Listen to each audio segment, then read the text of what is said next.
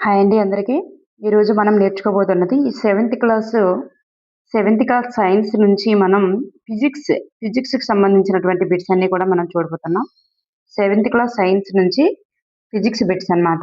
ఈ వీడియోలో చూడబోతున్నాం. చివరి వరకు చూడండి. చాలా మీకు యూజ్‌ఫుల్ అయ్యేటటువంటి వీడియో. ఫస్ట్ బిట్ గనక చూసుకున్నట్లయితే స్పీడోమీటర్ యొక్క రీడింగు వాహనం ప్రయాణించినటువంటి వేగాన్ని ఈ క్రింది విధంగా తెలియజేస్తుంది. అంటే వాహనం ప్రయాణించినటువంటి వేగాన్ని స్పీడోమీటర్‌లో ఏ విధంగా తెలియజేస్తుంది? అంటే స్పీడోమీటర్‌లో రీడింగ్ ఏ విధంగా తెలియజేస్తుందంటే కిలోమీటర్ పర్ అవర్‌లో తెలియజేస్తుంది. గంటకి ఎన్ని కిలోమీటర్లు తిరుగుతున్నాం? కిలోమీటర్ పర్ అవర్‌లో తెలియజేస్తుంది. కాలానికి గల అతిపెద్ద ప్రమాణం ఏమిటి? కాలానికి గల అతిపెద్ద ప్రమాణం గంట. కానీ దూరానికి గల అతిపెద్ద ప్రమాణం కాంతి సంవత్సరం. 1 కిలోమీటర్ పర్ అవర్ అనగా అర్థమేమిటి? 1 కిలోమీటర్ పర్ అవర్ అనగా క్రింది వానిలో దేనికి సమానం? 5/18 మీటర్ పర్ సెకనుకి సమానం. 5/18 మీటర్ పర్ సెకనుకి సమానం. మెగ్నీషియం రిబ్బన్‌ను మండించగా ఏర్పడినటువంటి బూడిదను నీటిలో కరిగించినప్పుడు ఏర్పడే కొత్త పదార్థం ఏమిటి? మెగ్నీషియం రిబ్బన్‌ను మండించగా ఏర్పడినటువంటి బూడిదను నీటిలో కరిగించినప్పుడు ఏర్పడే కొత్త పదార్థం ఏమిటి? Magnesium hydroxide. క్రింది వానిలో సరి అయినది ఏది? భౌతిక మార్పు సాధారణంగా తిరిగి యథాస్థితికి మార్చబడుతుంది. భౌతిక మార్పు జరిగినప్పుడు కొత్త పదార్థం ఏర్పడదు. ఇనుము తుప్పు పట్టడం అనేది ఒక రసాయన మార్పు. ఇక్కడ పైవన్నీ కూడా సరి అయినవి. క్రింది వానిలో ఒక పదార్థం యొక్క భౌతిక లక్షణం కానిది ఏది? భౌతిక లక్షణం అనేది ఆకారం అవుతుంది, పరిమాణం అవుతుంది, రంగు అవుతుంది, స్థితి అవుతుంది. ఇవన్నీ కూడా భౌతిక లక్షణాలకి చెందుతాయి. కానిది అని అన్నారు కాబట్టి ఇక్కడ ఏది కాదు అనేది అవుతుంది ఆన్సర్. నెక్స్ట్ వన్, క్రింది వానిలో బేకింగ్ సోడాగా పిలువబడేది ఏది?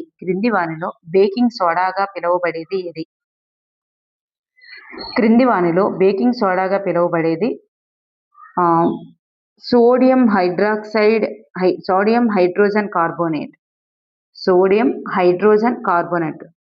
దీన్నే సోడియం బైకార్బోనేట్ అంటారు. దీన్నే మనం సోడియం బైకార్బోనేట్ అని కూడా పిలుస్తారు. కాపర్ సల్ఫేట్ ద్రావణం యొక్క రంగు ఏంటి? నీలం రంగులో ఉంటుంది. బ్లూ విట్రియల్ లేదా నీలితోత చాలా ఇంపార్టెంట్. బ్లూ విట్రియల్ లేదా నీలాతోతగా పిలువబడేది ఏంటి?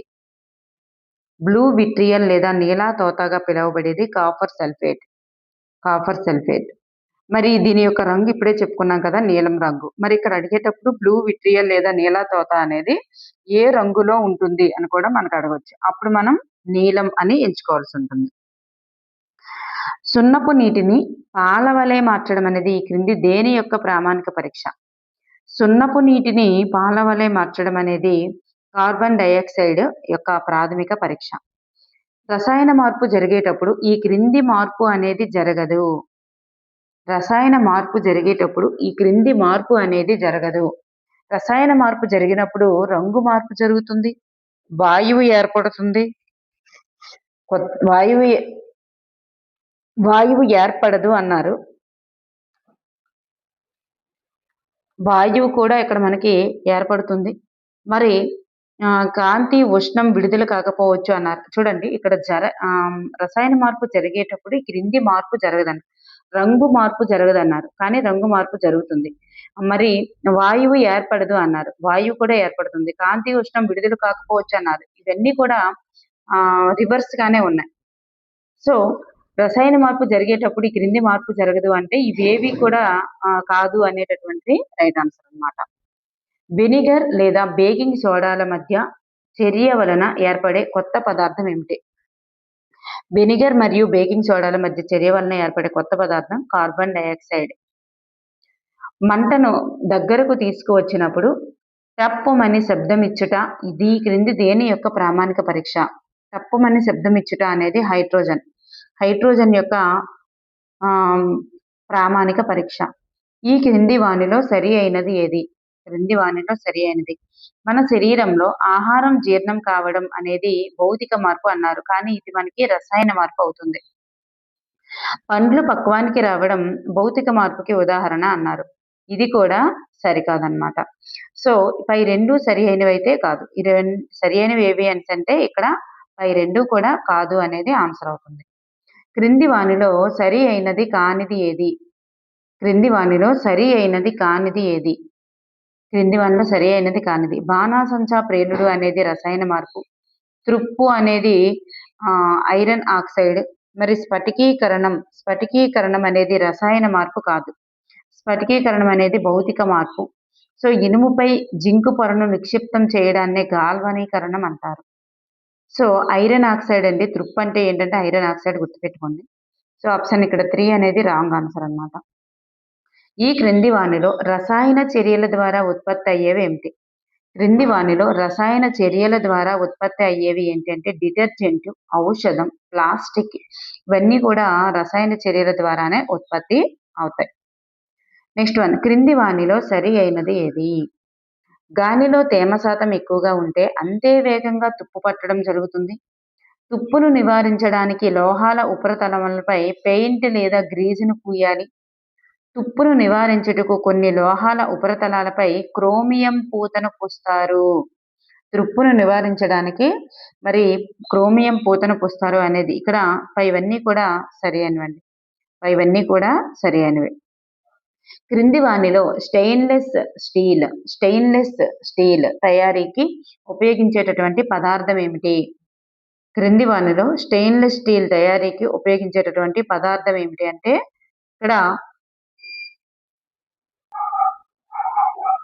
ఇక్కడ మనకి ఉపయోగించని అని ఇచ్చారు. ఉపయోగించని పదార్థం అంటే ఇక్కడ ఏది కాదు అవుతుంది. ఎందుకంటే ఇవన్నీ కూడా ఉపయోగిస్తారు కాబట్టి. ఇనుము, క్రోమియం, కార్బను, నికెలు, మాంగనీసు ఇవన్నీ కూడా ఉపయోగిస్తారు కాబట్టి ఇక్కడ ఉపయోగించనిదంటూ ఏమీ లేదు. నెక్స్ట్ వన్, క్రింది వానిలో భౌతిక మార్పు ఏది? క్రింది వానిలో భౌతిక మార్పు ఏది? ఓజోన్ ఆక్సిజన్ గా విచ్ఛిన్నం కావడం, కిరణజన్య సంయోగ క్రియ, జీర్ణక్రియ. సో ఇక్కడ భౌతిక మార్పు ఏది అంటే ఓజోన్ ఆక్సిజన్ గా విచ్ఛిన్నం కావడం, అలాగే కిరణజన్య సంయోగ క్రియ, అలాగే జీర్ణక్రియ అనేటటువంటిది రసాయన మార్పు అండి. సో ఇక్కడ భౌతిక మార్పు ఏంటి అంటే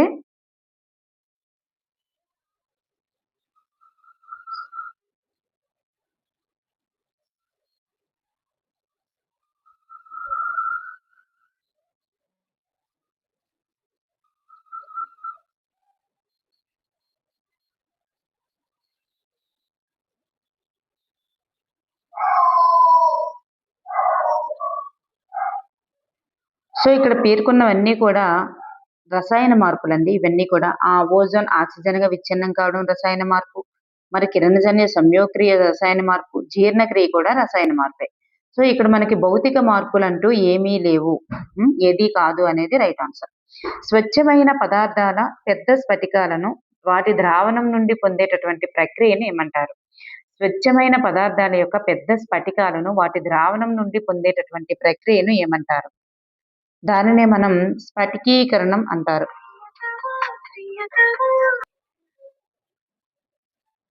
సో నెక్స్ట్ వన్, క్రింది వానిలో సరి అయినది ఏమిటి? క్రింది వానిలో సరి అయినది ఏమిటి అంటే క్లినికల్ థర్మామీటర్ లో ఆల్కహాల్ ఉపయోగిస్తారు. క్లినికల్ థర్మామీటర్ పై సెల్సియస్ స్కేల్ ఉంటుంది. కిలోరీమీటర్ అనే పరికరం ద్వారా ఉష్ణం కొలుస్తారు. సో ఇక్కడ కిలోరీమీటర్ పరికరం ద్వారానే ఉష్ణాన్ని కొలుస్తారండి.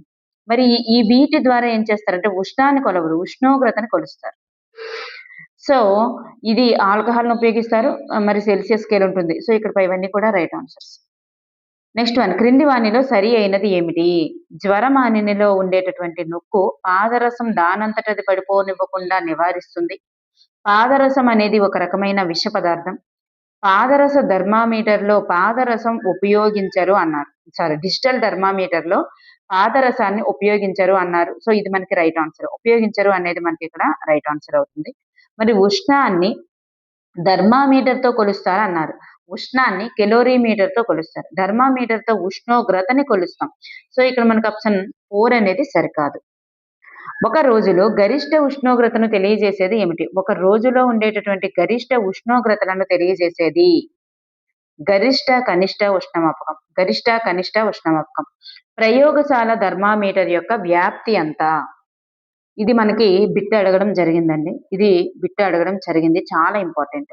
ప్రయోగశాల థర్మామీటర్ యొక్క వ్యాప్తి ఎంత అంటే 10 డిగ్రీల సెల్సియస్ నుంచి డిగ్రీల సెల్సియస్ నుంచి -10 డిగ్రీల సెల్సియస్ నుంచి 110 డిగ్రీల సెల్సియస్ వరకు ఉంటుందన్నమాట ఆ స్కేల్ పైన.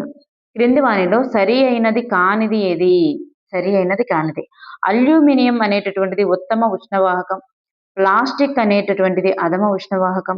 థర్మామీటర్ అనేది ఉష్ణోగ్రతను కొలవడానికి ఉపయోగించే పరికరం.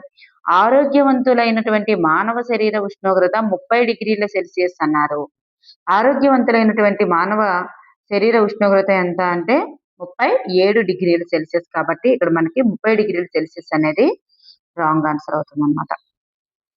సో థర్మామీటర్ అనేది దేన్ని కొలవడానికి ఉపయోగిస్తారంటే ఉష్ణోగ్రతను కొలవడానికి ఉపయోగిస్తారు. కానీ ఇక్కడ మనకి 37 డిగ్రీల సెల్సియస్ అయినప్పటికీ మనకి ఫారెన్ హీట్స్ లో మాత్రం సాధారణ ఉష్ణోగ్రత ఎంత అంటే 98.6 ఫారెన్ హీట్స్ అన్నమాట.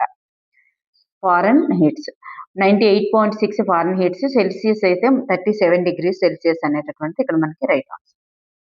నెక్స్ట్ వన్, మానవ శరీర ఉష్ణోగ్రతను కొలవడానికి ఉపయోగించేటటువంటి క్లినికల్ థర్మామీటర్. చూడండి, ఏ థర్మామీటర్ వాడతామంటే క్లినికల్ థర్మామీటర్. ఈ క్లినికల్ థర్మామీటర్ యొక్క అవధి ఎంత? ఈ క్లినికల్ థర్మామీటర్ యొక్క అవధి అంటే ఆ స్కేల్ పైన ఎంత నుండి ఎంత వరకు ఉంటాయి? -35 డిగ్రీల సెల్సియస్ నుంచి -35 డిగ్రీల సెల్సియస్ నుంచి 42 డిగ్రీల -32 డిగ్రీల సెల్సియస్ నుంచి. ఇది మనకి ఆప్షన్ బి అనేది రైట్ ఆన్సర్. సారీ, మైనస్ ఉండదు ఇందులో. అక్కడ -10 ఉంటుంది. -10 to 110 అనేది ఎప్పుడు ఉంటుంది, కానీ ఇక్కడ 35 డిగ్రీల నుంచి 45 డిగ్రీల వరకే ఉంటుంది. ఎందుకంటే మన మానవ శరీర ఉష్ణోగ్రత 37 డిగ్రీస్ సెల్సియస్ కాబట్టి ఆ మధ్యలో ఉండేటట్టుగా వస్తుంది అనమాట. 35 డిగ్రీల సెల్సియస్ నుంచి 42 డిగ్రీల సెల్సియస్ ఉంటుంది. మరి ల్యాబొరేటరీ థర్మామీటర్ అనేది ఉంటుంది కదా, అది 0 డిగ్రీల నుంచి, ఇదిగోండి ల్యాబొరేటరీ థర్మామీటర్ అయితే 0 డిగ్రీ నుంచి 110 డిగ్రీస్ వరకు ఉంటుంది అనమాట. 0 డిగ్రీస్ నుంచి 110 డిగ్రీస్ వరకు ఉంటుంది. క్లినికల్ థర్మామీటర్ అయితే ఇది. ల్యాబొరేటరీ థర్మామీటర్ అయితే 0 నుంచి 110 అన్నమాట. క్రింది వానిలో సరి అయినది కానిది ఏది? క్రింది వానిలో సరి అయినది కానిది. ఘన పదార్థాల్లో ఉష్ణ వహనం ద్వారా ఉష్ణ ప్రసరణ జరుగుతుంది. ద్రవ వాయు పదార్థాలలో ఉష్ణ సంవహనం ద్వారా ఉష్ణ ప్రసరణ జరుగుతుంది. ఉష్ణ వికిరణం ద్వారా ఉష్ణ ప్రసారానికి యానకం అవసరం లేదు. చాలా చాలా ఇంపార్టెంట్ బిట్ అండి ఇది, ఈ మూడు కూడా. ఘన పదార్థాల్లో ఉష్ణ వహనం, ద్రవ వాయు పదార్థాల్లో ఉష్ణ సంవహనం, ఉష్ణ వికిరణం ద్వారా ఉష్ణ ప్రసారానికి యానకం అవసరం లేదు. మరి లేత రంగు వస్తువులు ఎక్కువ ఉష్ణ వికిరణాన్ని గ్రహిస్తాయి అన్నారు. రాంగ్ ఆన్సర్ అన్నమాట. ఎందుకంటే ముదురు రంగు వస్తువులే ఎక్కువ ఉష్ణ వికిరణాన్ని గ్రహిస్తాయి కాబట్టి. నెక్స్ట్ వన్, క్రింది వానిలో క్షారము లభించేటటువంటి పదార్థం ఏది? క్షారము లభించేటటువంటి పదార్థం ఏది? మరి క్రింది వానిలో క్షారం ఎందులో లభిస్తుంది? నిమ్మలో మనకి నిమ్మరసంలో ఆమ్లమే లభిస్తుంది. పాలకూర,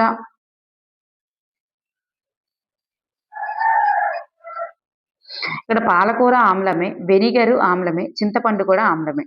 మరి ఇక్కడ నిమ్మరసం వచ్చేసరికి సిట్రిక్ యాసిడ్ ఉంటుంది. పాలకూరకు వచ్చేసరికి ఆక్సాలిక్ యాసిడ్ ఉంటుంది. వెనిగర్ వచ్చేసరికి ఎసిటిక్ యాసిడ్ ఉంటుంది. చింతపండుకు వచ్చేసరికి టార్టారిక్ యాసిడ్ అనేది ఉంటుంది. సో సిట్రిక్ ఉంటుంది, పాలకూరకి ఆక్సాలిక్ ఉంటుంది, వెనిగర్కి యాంటాసిడ్ ఎసిటిక్ ఆమ్లం ఉంటుంది, చింతపండుకు వచ్చేసరికి టార్టారిక్ ఉంటుంది. ఇవన్నీ కూడా ఆమ్లాలే. ఇక్కడ క్షారం లభించేటటువంటిది ఏమీ లేదు. ఎందుకంటే ఇక్కడ క్వశ్చనే మనకి రాంగ్ ఇచ్చుకున్నాం. నెక్స్ట్ వన్, విండో క్లీనర్ గా ఉపయోగించేది ఏమిటి? క్రింది వానిలో విండో క్లీనర్ గా ఉపయోగించేది ఏమిటి? విండో క్లీనర్ గా దేన్ని ఉపయోగిస్తామంటే అమోనియం హైడ్రాక్సైడ్ ను ఉపయోగిస్తాం. Ammonium hydroxide is the right answer. Ammonium hydroxide. దీని ఫార్ములా మనకు తెలియాలి. అమోనియం హైడ్రాక్సైడ్ యొక్క ఫార్ములా NH4OH అన్నమాట. ఇది గాజు ఉపరితలాలపై ఉండేటటువంటి జిడ్డు మురికిని సమర్థవంతంగా ఈజీగా క్లీన్ చేసేస్తుంది అన్నమాట. నెక్స్ట్ వన్, క్రింది వానిలో మిల్క్ ఆఫ్ మెగ్నీషియాగా పిలువబడేది ఏమిటి? క్రింది వానిలో మిల్క్ ఆఫ్ మెగ్నీషియాగా పిలువబడేది ఏమిటి? మిల్క్ ఆఫ్ మెగ్నీషియాగా పిలువబడేది మెగ్నీషియం హైడ్రాక్సైడ్. మెగ్నీషియం హైడ్రాక్సైడ్‌ని మిల్క్ ఆఫ్ మెగ్నీషియాగా పిలుస్తాం. Magnesium hydroxide formula MgOH twice అన్నమాట. మెగ్నీషియం హైడ్రాక్సైడ్ దీన్నే మిల్క్ ఆఫ్ మెగ్నీషియాగా పిలుస్తాం. నెక్స్ట్ వన్, క్రింది వానిలో సరి అయినది కానిది ఏది? క్రింది వానిలో సరి అయినది కానిది ఏది? సబ్బులో ఉండేటటువంటి క్షారము పొటాషియం హైడ్రాక్సైడ్. మరి చూడండి, సబ్బులో ఉండేటటువంటి క్షారం ఏది అంటే పొటాషియం హైడ్రాక్సైడ్. మరి అతి సాధారణంగా ఉపయోగించేటటువంటి సహజ సూచిక అనేది లైకన్ల నుంచి సంగ్రహించబడుతుంది. లిట్మస్ అనేది ఒక కృత్రిమ సూచిక అన్నారు. ఇది మనకి రాంగ్. లిట్మస్ అనేది ఒక సహజ సూచిక. మరి లిట్మస్ సూచిక అనేది స్వేదన జలంలో లేత ఊదా రంగుని కలిగి ఉంటుంది. స్వేదన జలంలో లేత ఊదా రంగుని కలిగి ఉంటుంది అన్నారు. ఇక్కడ లిట్మస్ అనేటటువంటిది మనకి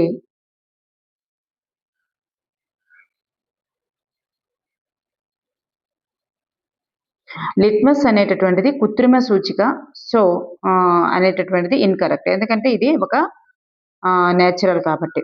మరి లిట్మస్ సూచిక స్వేదన జలంలో లేత ఊదా రంగును కలిగి ఉంటుంది అన్నారు. లేత ఊదా రంగును కలిగి ఉంటుంది. నెక్స్ట్ వన్, ఆమ్లాలకు సంబంధించి సరికాని జత ఏది? ఆమ్లాలకు సంబంధించి సరికాని జత ఎస్టిక్ ఆమ్లం అనేటటువంటిది వెనిగర్. ఎస్టిక్ ఆమ్లంలో వెనిగర్ కలిగి ఉండేది ఎస్టిక్ ఆమ్లం. మరి ఫార్మిక్ ఆమ్లం, ఫార్మిక్ ఆమ్లం ఎట్లా ఉంటుందంటే చీమలు కుట్టడం ద్వారా రిలీజ్ అయ్యేటటువంటిది ఫార్మిక్ ఆమ్లం. మరి సిట్రిక్ ఆమ్లం అనేటటువంటిది నిమ్మ నారింజల్లో ఉంటుంది. యాక్జాలిక్ ఆమ్లం అనేటటువంటిది పెరుగు అయితే కాదు. పెరుగులో ఏముంటుంది? లాక్టిక్ ఆమ్లం ఉంటుంది. పెరుగులో లాక్టిక్ ఆమ్లం అనేటటువంటిది ఉంటుంది. ఓకేనండి. నెక్స్ట్ వన్ చూద్దాం. క్రింది వానిలో సరి కానిది ఏది? సరి అయినది ఏది? క్రింది వానిలో సరి అయినది ఏది? మందార పువ్వు సూచిక ఆమ్ల ద్రావణంలో ముదురు గులాబీ రంగుని ఇస్తుంది. మందార పువ్వు సూచిక అనేది ఆమ్ల ద్రావణంలో ముదురు గులాబీ రంగుని ఇస్తుంది. మందార పువ్వు సూచిక క్షార ద్రావణంలో అయితే ఆకుపచ్చ రంగుని ఇస్తుంది. తటస్థ ద్రావణాలు ఆమ్లాలు కావు, క్షారాలు కావు. ఆమ్ల ద్రావణంలో మందార పువ్వు ముదురు గులాబీ రంగు, మందార పువ్వు సూచిక క్షార ద్రావణంలో ఆకుపచ్చ రంగు ఇస్తుంది. మరి ఇక్కడ పైవన్నీ కూడా సరి అయినవి. క్రింది వానిలో సరికానిది ఏది? క్రింది వానిలో సరికానిది. ఎక్కువ ఆమ్లాలు కలిగినటువంటి వర్షాన్ని ఆమ్లవర్షం అంటారు. ఫినాప్తలిన్ అనేటటువంటిది ఒక కృత్రిమ సూచిక. సో సహజ సూచిక అయితే కాదు. మరి ఒక ద్రావణం క్షారయుతంగా ఉన్నప్పుడు ఫినాప్తలిన్ అనేటటువంటిది గులాబీ రంగుని ఇస్తుంది. ఒక ద్రావణం క్షారయుతంగా ఉన్నప్పుడు ఫినాప్తలిన్ అనేది గులాబీ రంగుని ఇస్తుంది. ఒక క్షారం అనేది ఆమ్లయుతంగా ఉన్నప్పుడు ఫినాప్తలిన్ సూచికలో రంగు లేనిదిగా ఉంటుంది. సో ఇక్కడ ఫినాప్తలిన్ అనేది కృత్రిమ సూచిక అన్నమాట. ఆమ్లం అనేటటువంటి పదం యాసిడ్ అనేది ఎసిరే అనేటటువంటి ఏ భాషా పదం నుండి వచ్చింది? లాటిన్ భాషా పదం నుండి వచ్చింది. చీమలు కుట్టినప్పుడు మన చర్మంలోనికి విడుదలయ్యేటటువంటి ఆమ్ల ద్రావణాన్ని తటస్థీకరించుటకు ఉపయోగించే పదార్థం ఏమిటి? చీమ కుట్టినప్పుడు మన చర్మంలోనికి ఫార్మిక్ ఆమ్లం రిలీజ్ అవుతుంది కదా. ఈ ఫార్మిక్ ఆమ్లాన్ని తటస్థీకరించుటకు ఉపయోగించేటటువంటి పదార్థం ఏది అంటే బేకింగ్ సోడా మరియు కాలమైన్. అన్నమాట. బేకింగ్ సోడా మరియు కాలమైన్, ఏసి. బేకింగ్ సోడా, కాలమైన్ ఈ రెండు రైట్ ఆన్సర్ అవుతుంది. బేకింగ్ సోడా గాని కాలమైన్ గాని పోయాలి. నెక్స్ట్ వన్, అజీర్తి నుండి ఉపశమనం పొందడానికి తీసుకునే యాంటాసిడ్ ఏది? అజీర్తి నుండి ఉపశమనం పొందడానికి తీసుకునేటటువంటి యాంటాసిడ్ ఏది? Ammonium hydroxide. అజీర్తి నుండి ఉపశమనం పొందడానికి తీసుకునే యాంటాసిడ్ అమోనియం హైడ్రాక్సైడ్. మితిమీరిన రసాయనాలుగా ఎరువులు వాడడం వల్ల నేల ఆమ్లంగా మారుతుంది. ఇలా ఆమ్లహితంగా ఉన్నటువంటి నేలను క్షారయుతంగా పెంచేందుకు చికిత్సకు ఉపయోగించేవి ఏమిటి? మితిమీరిన రసాయనాలుగా ఎరువులను వాడడం వల్ల నేల ఆమ్లంగా మారుతుంది. ఇలా ఆమ్లరహితంగా ఉన్నటువంటి నేలను క్షారయుతంగా పెంచేందుకు చికిత్సకు ఉపయోగించేవి ఏమిటి అంటే కాల్షియం ఆక్సైడ్, కాల్షియం హైడ్రాక్సైడ్. కాల్షియంను ఉపయోగిస్తామని గుర్తుపెట్టుకోండి. Calcium oxide, calcium hydroxide is the right answer. కొవ్వొత్తి మండుతున్నప్పుడు మంటకు దగ్గరగా చేతిని ఉంచినప్పుడు చేయి వేడెక్కడం అనేది ఈ ప్రక్రియ ద్వారా జరుగుతుంది. కొవ్వొత్తి మండుతుంది, మంటకు దగ్గరగా చేయిని ఉంచాము, మరి చేయి వేడెక్కడం అనేది ఈ ప్రక్రియ ద్వారా జరుగుతుంది. ఉష్ణ సంవహనం వాయు పదార్థంలో జరుగుతుంది కదా అది.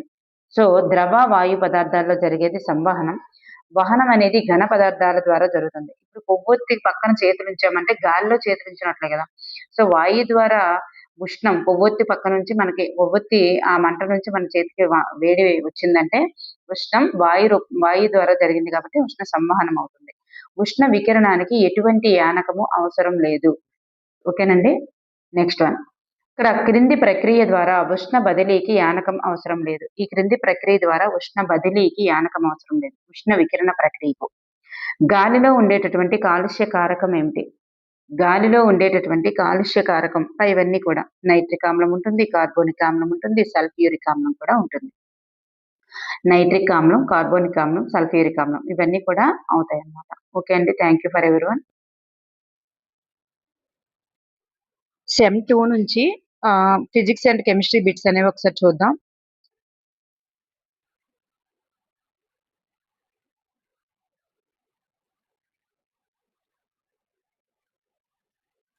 ఇక్కడ మనకి సెమిస్టర్ 2లో ఏమేమి ఉన్నాయంటే లెసన్స్ చలనము, కాలము అనేది ఉంది. నెక్స్ట్ విద్యుత్ ప్రవాహం మరియు దాని ప్రభావాలనేవి ఉన్నాయి. కాంతి ఒకటి ఉంటుంది. మురుగునీటి కథ ఒకటి ఉంటుంది. ఈ 4 లెసన్స్ కూడా మనకి సెమిస్టర్ 2లో ఉన్నాయన్నమాట. ఈ 4 లెసన్ నుంచి ఒకసారి ప్రాక్టీస్ బిట్స్ అనేవి ఒకసారి చూద్దాం. ఇక్కడ ఫస్ట్ వన్ చూస్తే ఒక వస్తువు ఏకాంత కాలంలో ప్రయాణించడం మొత్తం దూరము ఏకాంత కాలంలో ప్రయాణించినటువంటి మొత్తం దూరం అనేది ఆ వస్తువు యొక్క దేనికి సమానం? ఏకాంక కాలంలో ప్రయాణించినటువంటి వస్తువు యొక్క మొత్తం దూరం అనేటటువంటిది దేనికి సమానము అని అంటే బడికి సమానం.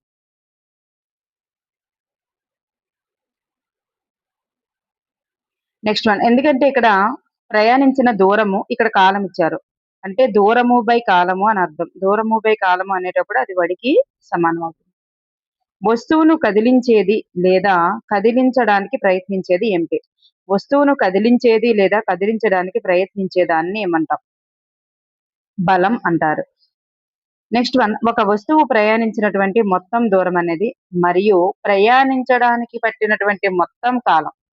ప్రయాణించినటువంటి మొత్తము దూరము బై ప్రయాణించడానికి పట్టినటువంటి మొత్తం కాలంల నిష్పత్తిని ఏమంటారు? ఈ మొత్తం దూరం మొత్తం కాలంలో నిష్పత్తిని మనం సగటు వడి అంటారు. ఒక వస్తువు వేగంగా చెలిస్తుందో లేక నెమ్మదిగా చెలిస్తుందో లేదా నెమ్మదిగా చెలిస్తుందో నిర్ణయించడానికి సహాయపడేది ఏంటి?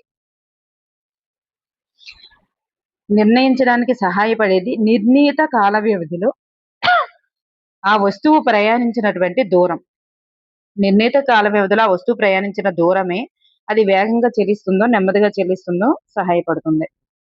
ఒక వస్తువు 2 స్థానాల మధ్య ప్రయాణించినటువంటి మార్గం యొక్క మొత్తం పొడవు ఏంటి? ఒక వస్తువు 2 స్థానాల మధ్య ప్రయాణించినటువంటి అంటే ఒక స్థానానికి ఇంకో స్థానానికి మధ్య ప్రయాణించినటువంటి మార్గం యొక్క మొత్తం పొడవుని ఏమంటారు? దూరం అంటాం. బలానికి ఎంకేఎస్ ప్రమాణం ఏమిటి? బలానికి ఎంకేఎస్ ప్రమాణం ఏమిటి? బలానికి ఎంకేఎస్ ప్రమాణం న్యూటన్. మరి సిజిఎస్ ప్రమాణం ఏంటి? ఎంకేఎస్ ప్రమాణం అయితే న్యూటన్లు. మరి సిజిఎస్ ప్రమాణం ఏంటి అంటే డైనులు అన్నమాట. సిజిఎస్ ప్రమాణం డైనులు, మరి ఎంకేఎస్ ప్రమాణం వచ్చేసరికి న్యూటన్ అన్నమాట. మరి ఒక న్యూటన్ అనేటటువంటిది ఎన్ని డైనులకి సమానం అంటే 10⁵ 10⁵ డైన్స్ కి సమానం అన్నమాట. ఒక న్యూటన్ అనేది 10⁵ డైన్స్ కి సమానం. Next one. ఒక వాహనం ప్రయాణించినటువంటి దూరాన్ని కిలోమీటర్లలో సూచించేటటువంటి పరికరం ఏంటి? ఇక్కడ ఏమడిగారు? వేగం అడిగారా, దూరం అడిగారా అనేది అవసరం. ఒక వాహనం ప్రయాణించినటువంటి దూరాన్ని కిలోమీటర్ ఫర్ అవర్ లో కదా సూచిస్తుంది మనకి. కిలోమీటర్ ఫర్ అవర్ లో సూచించేటటువంటి పరికరం ఏంటి? ఓడోమీటర్. Next one. పరిమాణం మాత్రమే కలిగి ఉండి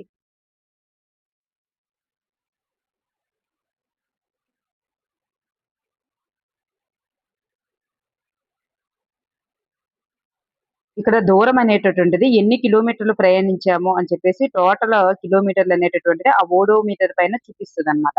ఎన్ని కిలోమీటర్లు ప్రయాణించామని. కానీ ఇక్కడ స్పీడోమీటర్ అనేది ఉంటుంది. ఈ స్పీడోమీటర్ ఏమవుతుందంటే ఎంత వేగంతో ప్రయాణిస్తున్నారు. ఎంత వేగంతో ప్రయాణిస్తున్నారు అని చెప్పేసి ఆ స్పీడోమీటర్ అనేది చూపిస్తది. అది ఎలా చూపిస్తదంటే కిలోమీటర్ పర్ అవర్‌లో చూపిస్తదన్నమాట. కిలోమీటర్ పర్ అవర్‌లో చూపిస్తది. పరిమాణం మాత్రమే కలిగి ఉండి, దిశను కలిగి ఉండని అదిశ రాశికి చెందనది ఏమిటి? అంటే అదిశ రాశి అంటే ఏంటి?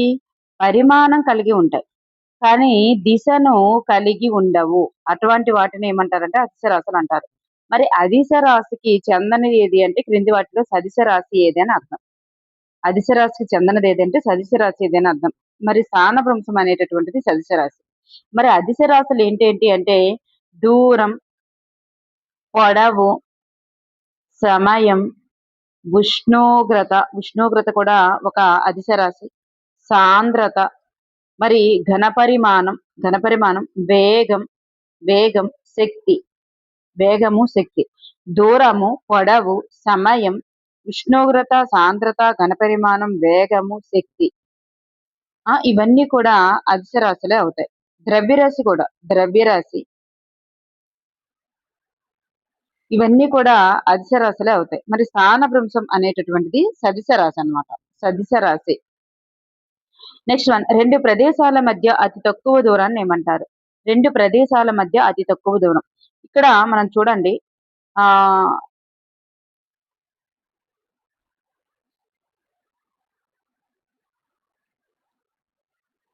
ఇలా ఇచ్చాం. అయితే ఇక్కడ ఏ అనేటటువంటి బిందువు ఉంది. ఇక్కడ బి అనేటటువంటి బిందువు ఉంది. ఇక్కడ బి అనేటటువంటి బిందువు ఉంది. మరి ఏ నుండి బికి గల దూరం ఎంత అని అడిగినప్పుడు ఏ నుంచి బికి ఇలా మొత్తం వెళ్లారనుకోండి. ఇలా టోటల్‌గా ఇలా రోడ్డు పైన వెళ్లారనుకోండి. అది ఏమవుతుంది అంటే దూరం అవుతుంది. మొత్తం వెళ్ళేదాన్ని దూరం అంటారు. కానీ ఇలా షార్ట్ కట్ వే అనేటటువంటిది ఒకటి ఉంది కదా! ఈ షార్ట్ కట్ వే అతి తక్కువ దూరం.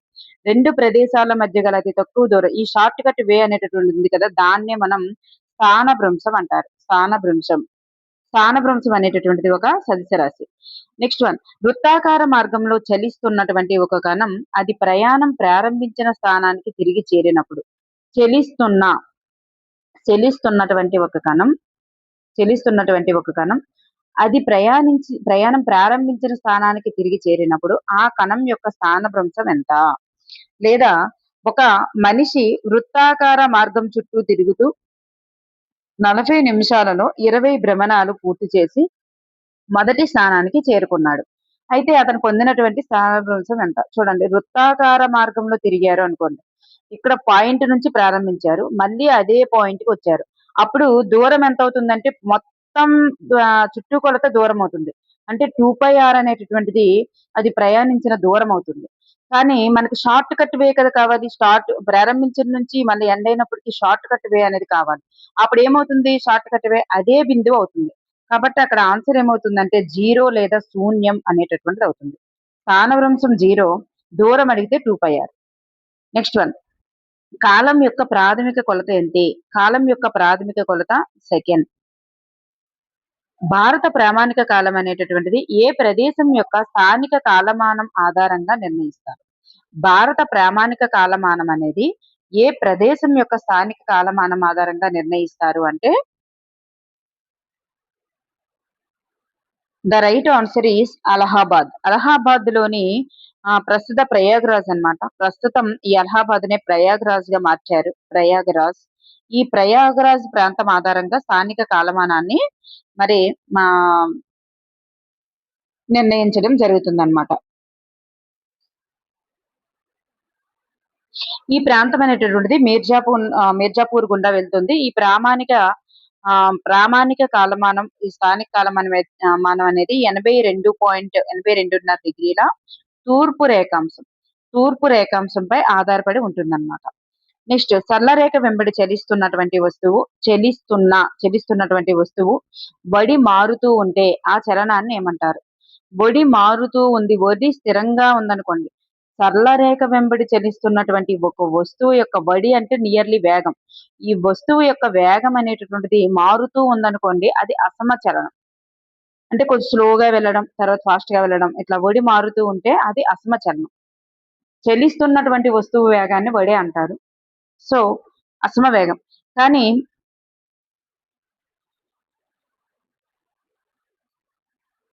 అసమచలనం అంటారనమాట. అదే సమవేగంతో వెళ్తే సమచలనం అంటారు. నెక్స్ట్ స్థిర వేగంతో సరళ రేఖ వెంబడి చలిస్తున్నటువంటి వస్తువు యొక్క చలనాన్ని ఏమంటారు? ఒక స్థిర వేగంతో వెళ్తున్నారనుకోండి, ఎప్పుడూ కూడా ఒకే వేగంతో వెళ్తున్నారనుకోండి, అది సమచలనం అవుతుంది. నెక్స్ట్ వన్, నేటి కాలంలో స్టాప్ సమయాన్ని లెక్కించడానికి ఉపయోగించేటటువంటిది ఏంటి? ఇవన్నీ కూడా స్టాప్ స్టాప్ సమయాన్ని లెక్కించడానికి. అప్పుడు స్టాప్ వాచ్ అనేటటువంటిది ఉపయోగించేవాళ్ళు. స్టాప్ వాచ్ ద్వారా ఉపయోగించేవాళ్ళు. ఈ స్టాప్ వాచ్ ద్వారా సమయాన్ని లెక్కించడానికి ఉపయోగించేటటువంటిది ఇవన్నీ కూడా ఇప్పుడు ఉపయోగిస్తున్నాం. రోడ్డుపై తిన్నగా సరళరేఖ వెంబడి ప్రయాణిస్తున్నటువంటి బస్సు చలనం ఏమవుతుంది?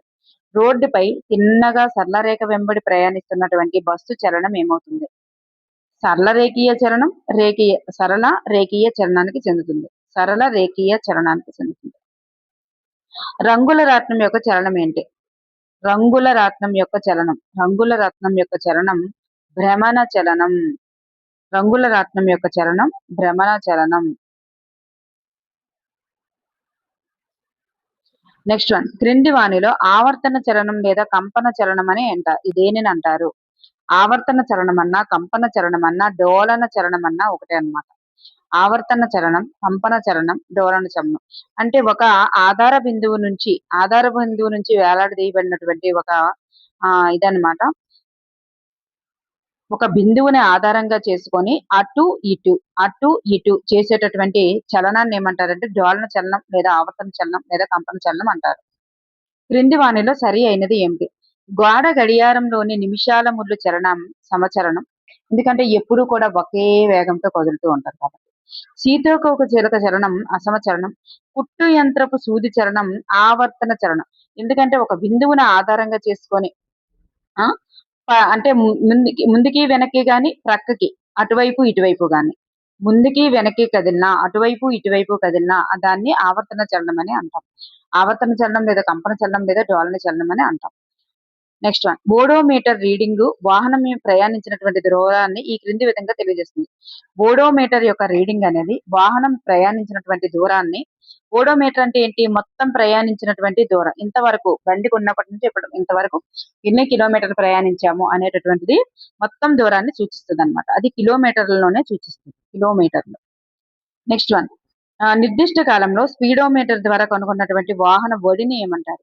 నిర్దిష్ట కాలంలో స్పీడోమీటర్ ద్వారా కనుగొన్నటువంటి వాహన ఒడిని ఏమంటారంటే తక్షణ ఒడి అంటారు. క్రింది వానిలో సరి అయినది ఏమిటి? క్రింది వానిలో సరి అయినది లఘులోలకం యొక్క చలనం ఆవర్తన చలనం. లఘులోలకంలోని లోహపు గోళాన్ని లోలకం యొక్క బాబ్ అంటారు. ఈ గోళం ఉంటుంది కదా, దాన్ని బాబ్ అంటారు. ముందుకు వెనుకకు కదిలేటటువంటి లోలకం యొక్క చలనం డోలయమాన చలనం. సో ఇవన్నీ కూడా సరి అయినవి. ఒకటి లేదా అంతకంటే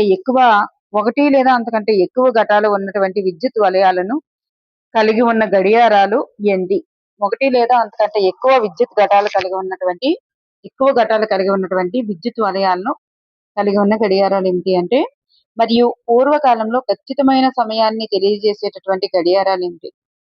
అవే క్వార్ట్జ్ గడియారం. చాలా ఇంపార్టెంట్ అండి, ఈసారి బిట్ వచ్చే అవకాశం ఉంది.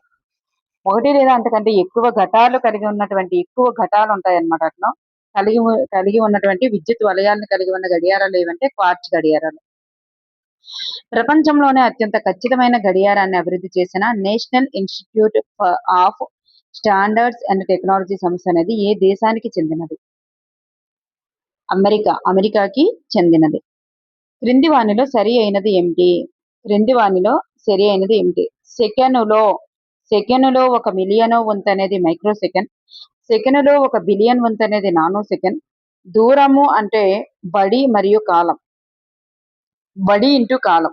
బడిని కాలాన్ని మల్టిప్లికేషన్ చేస్తే దూరం వస్తుంది. సో ఇవన్నీ కూడా ఇక్కడ సరి అయినవి.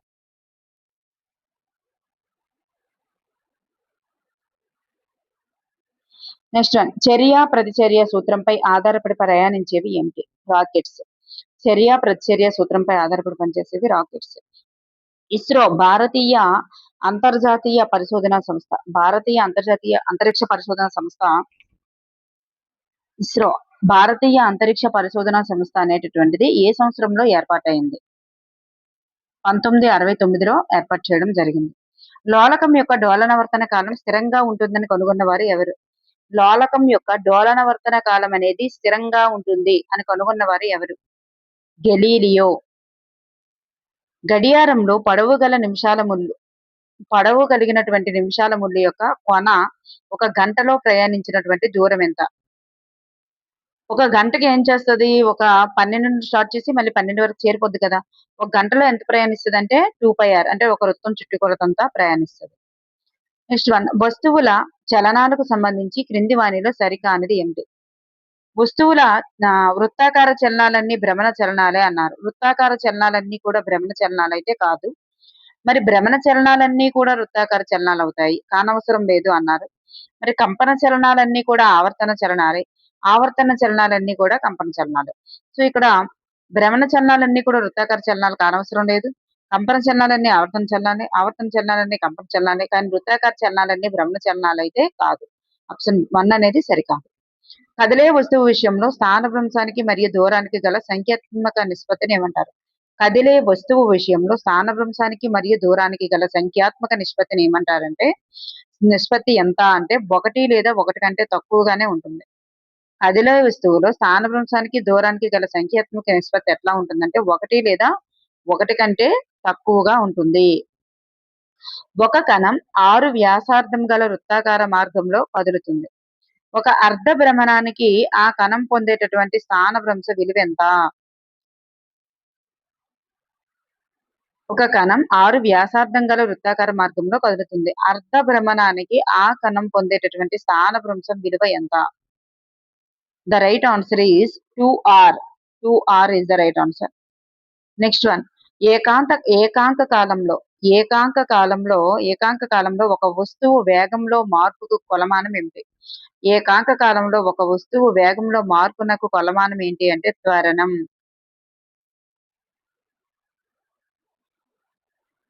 ఏకాంక కాలంలో ఒక వస్తువు వేగంలో మార్పుకు కొలమానం ఏంటి? వేగంలో మార్పుకి కొలమానం త్వరణం. ఒక వస్తువు 120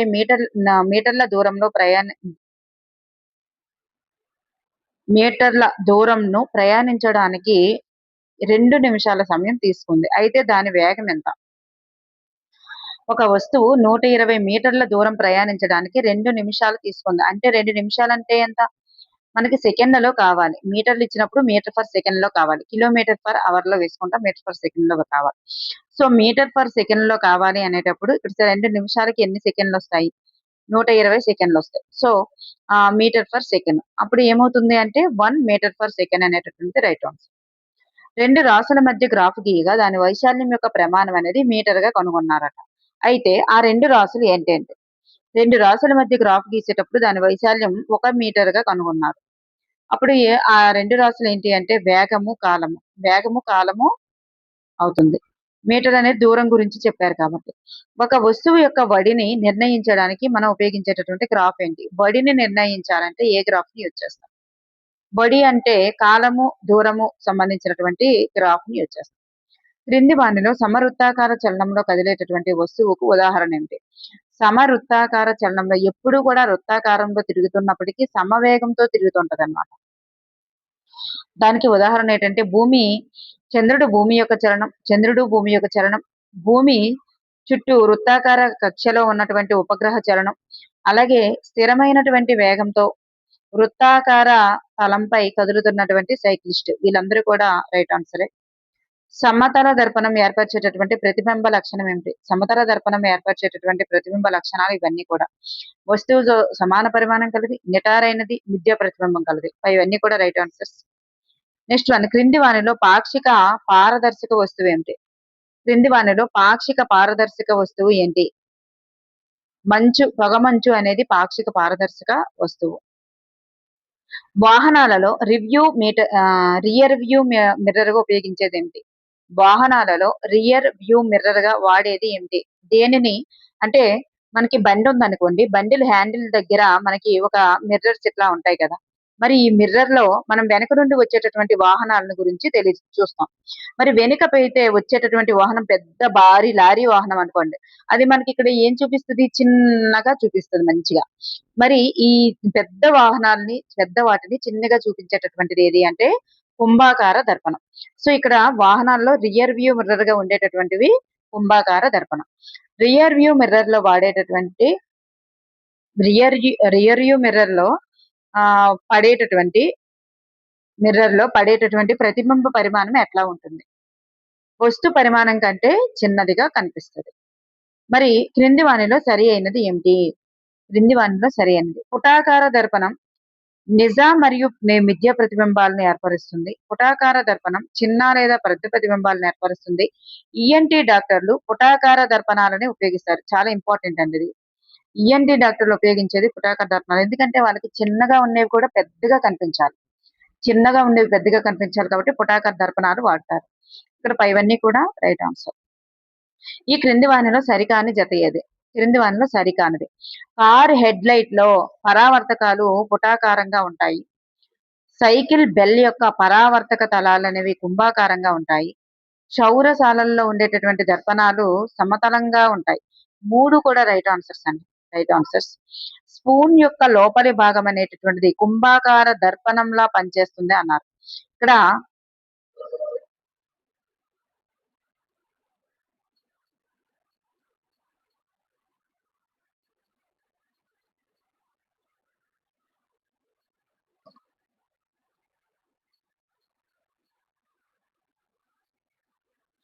మనం చూసుకున్నట్లయితే స్పూన్ యొక్క లోపలి భాగం అనేటటువంటిది కుంభాకారంగానే ఉంటుంది. సో ఇది రైట్ ఆన్సరే. కానీ క్షౌరశాలల్లో సమతల దర్పణాలతో పాటు మనకి ఎక్కువగా క్షౌరశాలల్లో ఉపయోగించేవి ఏంటంటే ముఖం పెద్దదిగా కనిపించడానికి అట్లా పుటాకార దర్పణాలను ఉపయోగిస్తారండి. ఇక్కడ పుటాకార దర్పణాలని క్షౌరశాలల్లో పుటాకార దర్పణాలని కూడా ఉపయోగిస్తారు. So option C is the right answer. అంటే ఇక్కడ మనకి సరికానిది ఏది అంటే ఆప్షన్ సి అవుతుంది. క్రింది వానిలో సరి అయినది ఏమిటి? దంత వైద్యులు రోగి యొక్క దంతాలను పెద్దదిగా చూచుటకు పుటాకార దర్పణాలు వాడతారు. భూతద్దం అనేది చాలా ఇంపార్టెంట్ అనేది. భూతద్దం అనేది కుంభాకార కటకం, దర్పణం కాదు. దర్పణం అంటే ఒకవైపు పూత పూయబడి ఉండేవి దర్పణాలు, రెండు వైపులు గాజులా ఉండేవి కటకాలు. భూతద్దం అనేది ఒక కుంభాకార కటకం. కటకాలు పారదర్శకంగా ఉండేటటువంటి వాటి గుండా కాంతిని పరిశీలింపజేస్తాయి. సో ఇక్కడ మనకి పైవన్నీ కూడా సరి అయినవి. క్రింది వానిలో సరి అయినది ఏమిటి? మధ్యలో మందంగా ఉండి అంచుల వద్ద పలుచగా ఉండేవి కుంభాకార కటకాలు. మధ్యలో తరచుగా పలుచగా మధ్యలో పలుచగా ఉండేటటువంటి అంచుల వద్ద మందంగా ఉండేటటువంటివి పుటాకార కటకాలు. కటకాలను కళ్ళద్దాలలో, సూక్ష్మదర్శినిలో, దూరదర్శనుల్లో విరివిరిగా ఉపయోగిస్తారు. సో ఇక్కడ మనకి చూస్తే పైవన్నీ కూడా ఇక్కడ కూడా సరి అయినవేనండి. నెక్స్ట్ వన్, క్రింది వానిలో సరి అయినది ఏమిటి? దర్పణాల వల్ల ఏర్పడేటటువంటి ప్రతిబింబ స్వభావం వస్తువు యొక్క దూరంపై ఆధారపడి ఉంటుంది. కటకాల వల్ల ఏర్పడేటటువంటి ప్రతిబింబం వస్తువుకు రెండవ వైపు ఏర్పడుతుంది. సూర్యుని నుంచి వెలువడేటటువంటి తెల్లని కాంతి 7 రంగుల మిశ్రమం. ఇక్కడ పైవన్నీ కూడా సరి అయినవి. 7 రంగులను కలిగి కాంతి సమక్షంలో తిప్పినప్పుడు రంగులన్నీ కూడా ఒకదానితో ఒకటి కలిసిపోయి తెలుపు రంగులో కనిపించేటటువంటి చక్రాన్ని ఏమంటారు? 7 రంగుల్ని కలిగి ఉంటది. రంగులన్నీ కలిసి కాంతి సమక్షంలో తిప్పినప్పుడు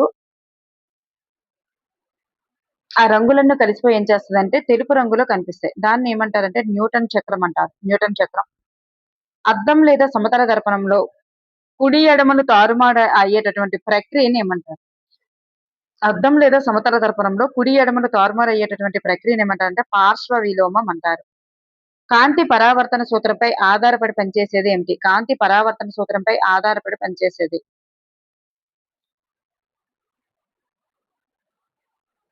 ద రైట్ ఆన్సర్ ఈస్ మనకి టెలిడయోస్కోప్, సూక్ష్మదర్శిని, దూరదర్శిని, పెరిస్కోప్ ఇచ్చారు.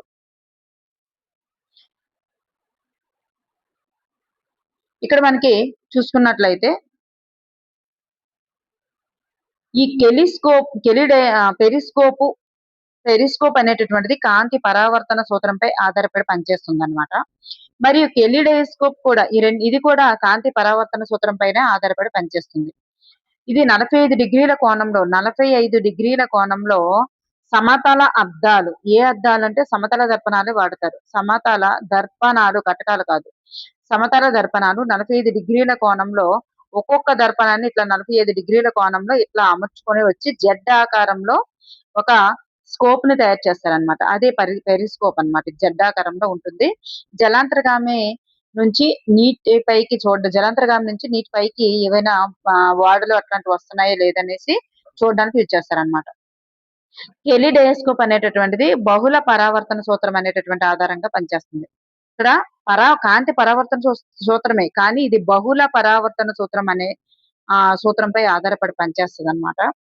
మరి దీనిలో అద్దాల్ని ఒక నిర్దిష్ట కోణంలో అమర్చడం ద్వారా రంగురంగుల గాజు ముక్కల నుంచి ఎన్నో అందమైన సౌష్టమైన ఆకారాలు అనేటటువంటివి ఏర్పడతాయన్నమాట. ఈ విధంగా ఉంటుంది. నెక్స్ట్ వన్, సమతల దర్పణం అనేది సమతల దర్పణం అనేటటువంటిది సమాన పరిమాణం మిథ్యా ప్రతిబింబం ఏర్పరుస్తుంది. అయితే కుంభాకార దర్పణం అనేటటువంటిది ఎట్లాంటిది ఏర్పరుస్తుంది? కుంభాకార దర్పణం కురచైనది ఏర్పరుస్తుంది, మిథ్యా ప్రతిబింబమే ఏర్పరుస్తుంది. ప్రతిబింబం.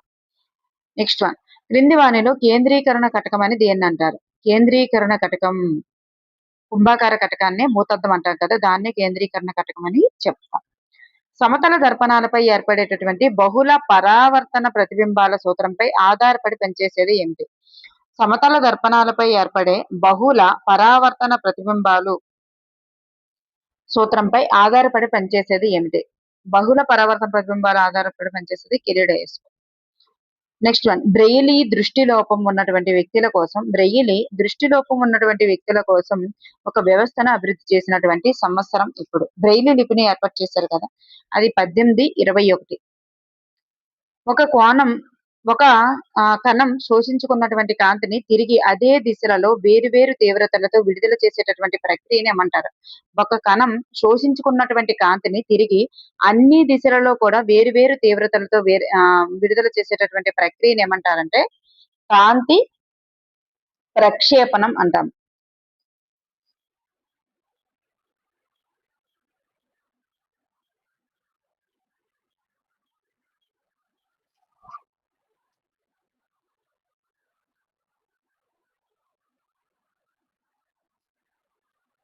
కాంతి ప్రక్షేపణం is the right answer. Next one, ఒక ద్వికుంభాకార కటకంలో వస్తువు దూరం ఇచ్చారు. ప్రతిబింబ దూరానికి సమానమైనటువంటి కటక నాభ్యంతరం F విలువ ఇచ్చారు. అయితే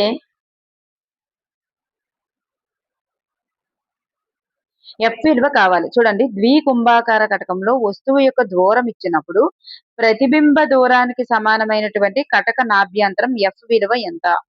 F విలువ ఏమవుతుందంటే వస్తు దూరంలో సగం అవుతుంది అనమాట. వస్తు దూరంలో సగం. నెక్స్ట్ వన్, హ్రస్వ దృష్టికి సంబంధించి క్రింది వానిలో సరికానిది ఏమిటి? హ్రస్వ దృష్టికి సంబంధించి క్రింది వానిలో సరికానిది దగ్గర చూపు, గరిష్ట దూర బిందువు, అలాగే ద్విపుటాకార కటకాలను యూజ్ చేయాలి.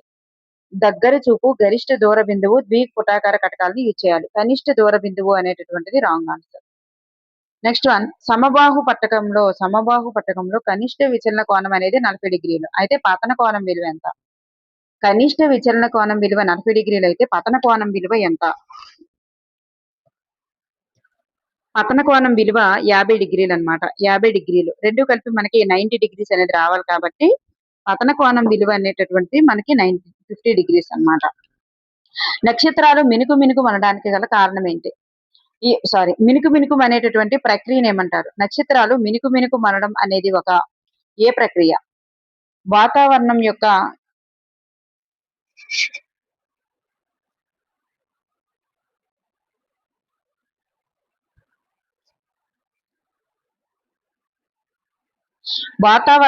వక్రీభవనం అనేటటువంటిది రైట్ ఆన్సర్ అన్నమాట. వాతావరణం యొక్క వక్రీభవనం.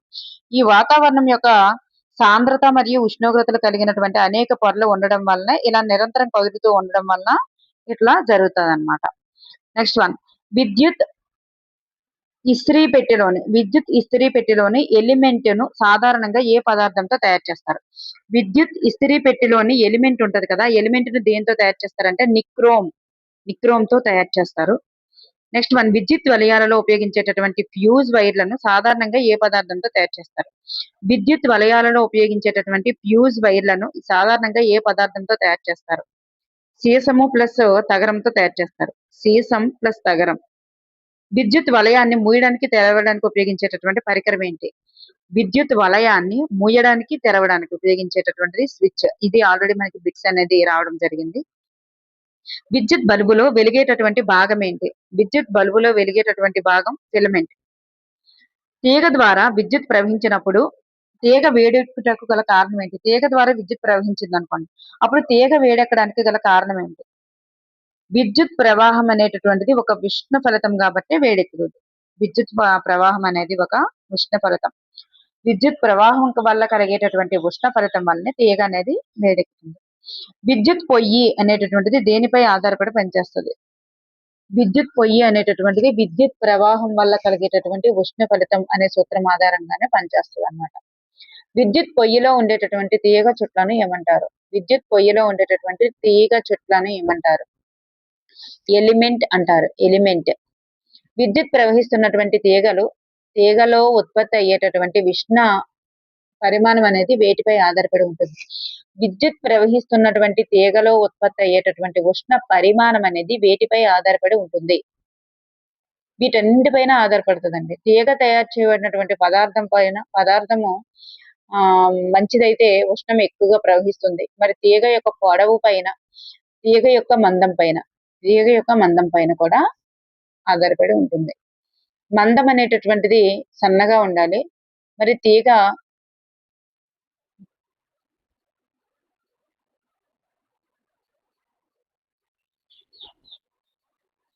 యొక్క పొడవు మరియు మందం పైన ఆధారపడుతుంది. నెక్స్ట్, క్రింది వానిలో విద్యుత్ వ్యర్థానికి దారి తీయనది. విద్యుత్ వ్యర్థం అంటే విద్యుత్ అనేది వేస్ట్ అయ్యేటటువంటిది. ఏ బల్బుల ద్వారా విద్యుత్ వేస్ట్ అవుతుంది అంటే సాధారణ విద్యుత్ బల్బుల ద్వారానే విద్యుత్ వేస్ట్ అవుతుంది అన్నమాట. ఈ క్రింది వానిలో ఎలిమెంట్ ను కలిగి ఉండేది ఏంటి? ఎలిమెంట్ ను కలిగి ఉండనది.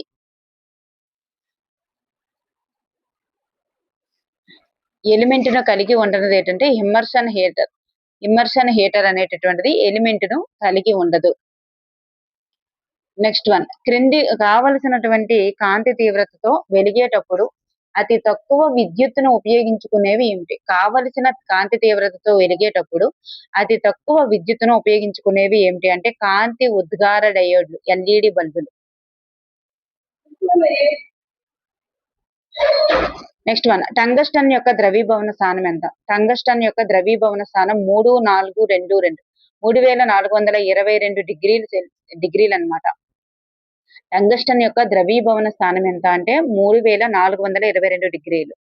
క్రింది వానిలో విద్యుత్ బంధకం కానిది ఏది? క్రింది వానిలో విద్యుత్ బంధకం కానిది. వెండి అనేటటువంటిది విద్యుత్ బంధకం కాదు. ఇవన్నీ కూడా విద్యుత్ బంధకాలే. నెక్స్ట్ వన్, సిలికాన్ జెర్మేనియం అనేవి అర్ధవాహకాలు. అల్యూమినియం, నియోబియం, మెగ్నీషియం అనేవి అతివాహకాలు. అల్యూమినియం, నియోబియం, మెగ్నీషియం అనేవి అతివాహకాలు. అతివాహకత్వాన్ని కనుగొన్నవారు ఎవరు? Onnes, Kamerlingh ones.